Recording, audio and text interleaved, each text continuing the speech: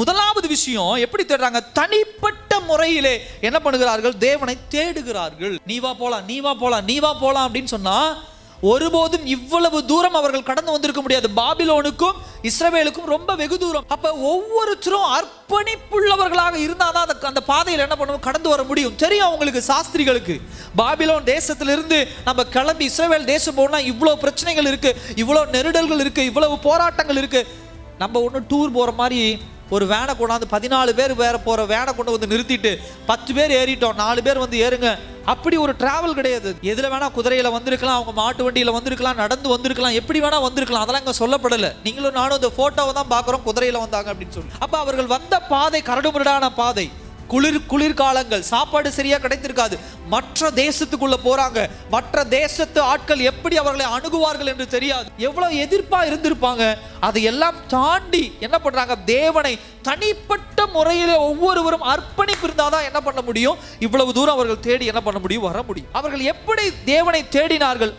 ஆர்வத்துடனே என்ன பண்ணாங்க? தேவனை தேடினார்கள். ஆர்வம், பேஷனேட் அப்படிம்பாங்க, ஒரு பேஷன் அப்படிம்பாங்க. எனக்கு விருப்பமான காரியம் அதுதான், என்னுடைய வாஞ்சை அதுதான். எவ்வளவு வாஞ்சை, இங்கேயா அங்கேயா அங்கேயா இங்கேயா, கடைசியில தேடி தேடி எங்க போய் நிக்கிறாங்க?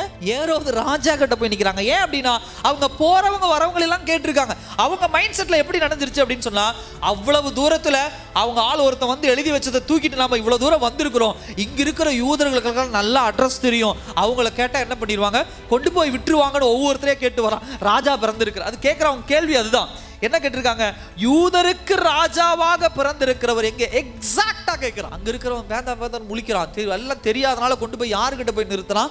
அங்க இருக்கக்கூடிய ஏரோதுகிட்ட கொண்டு போய் நிறுத்துறான். ஏன் அப்படின்னு சொன்னா, இயேசு பிறந்த காலகட்டத்திலே இஸ்ரவேல் தேசத்தை ரோமர்கள் ஆட்சி செஞ்சு வந்தாங்க. அந்த ரோமர்களுடைய ஒரு ஆட்சியாளர் தான் யாருன்னா இந்த ஏரோது. ஏரோதை குறித்து ஒரு பிரசங்கமே பண்ணலாம், அவ்வளோ பெரிய மோசமானவன் இருக்கிறது. இவனுடைய ஹிஸ்டரியை இதை தாண்டி வெளியிலிருந்து நம்ம எடுத்து படிக்கும் போது, இவனுக்கு பேரே கொலகாரன். தான் பிள்ளைகளை கொண்டிருக்கான், தன் மனைவியை கொண்டிருக்கான்.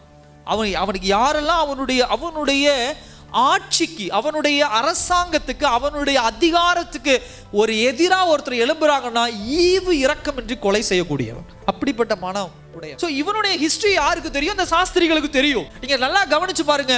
இயேசு கிறிஸ்து பிறந்திருக்கிறார் சொல்லாம அவங்க போன உடனே 2 வயதுக்கு உட்பட்ட அத்தனை குழந்தைகளை என்ன பண்ணலாம்? பச்சிளம் குழந்தைகளை கொல்லுகிற ஒரு தைரியம் யாருக்குள்ள இருந்தது? இந்த ஏரோதுக்குள்ள இருந்தது. அவ்வளோ மோசமானவன், ரொம்ப ஒரு கொடூரமான ஒரு மனுஷன். இவர்களுக்கு தெரியும் நம்மள போனா அங்க கொலை கூட செய்ய முடியும். ஆனா இருந்தாலும் தைரியமாக என்ன பண்றாங்க? யூதருக்கு ராஜாவாக பிறந்திருக்கிறவர் எங்கே அப்படின்னு